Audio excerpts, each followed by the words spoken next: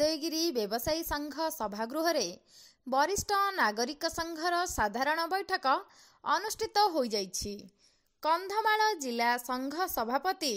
नेत्रानंद बेहेरा सभापतित्व रे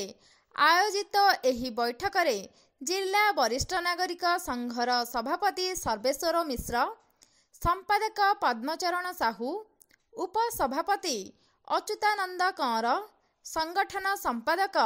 प्रसन्न कुमार साहाणी और वरिष्ठ सांबादिक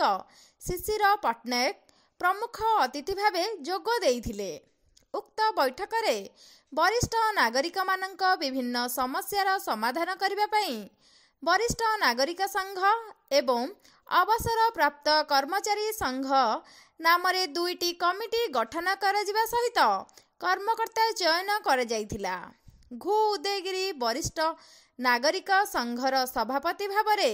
नेत्रानंद बेहेरा, उपसभापति भावे सुभाष चंद्र पंडा एवं अब्दुल बारी, संपादक विश्वनाथ नायक, सह संपादक गोपाल नायक,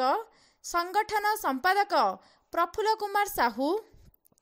कार्यकारिणी सभ्य भावे अभिराम प्रधान, अरुण प्रधान, शिशिर पट्टनायक, पंचानन डाकुआ,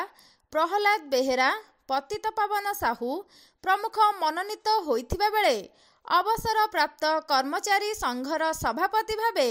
नेत्रानंद बेहेरा, उपसभापति गोलक पट्टनायक एवं विश्वनाथ नायक, संपादक लोकनाथ बारिक, सह संपादक भावे रवींद्र कुमार पंडा, कार्यकारिणी सभ्य भावे बाणी चरण रथ, ललित मोहन दास, गंगाधर मिश्र, बसंत प्रधान, गोपाल बाघ, विनोद प्रधान,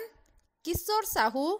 उपदेष्टा भावे लड़ू किशोर रथ और मनोरंजन पति प्रमुख मनोनीत होइथिले। वरिष्ठ नागरिक माने किपरि सरकारक समस्त सुविधा सुजोग पाई परिबे से संपर्क रे उक्त बैठक रे गुरुत्व देबा पई निष्पत्ति निया जाइथिला। सौदामिनी साहूंक रिपोर्ट, पर्यवेक्षक ओडिशा।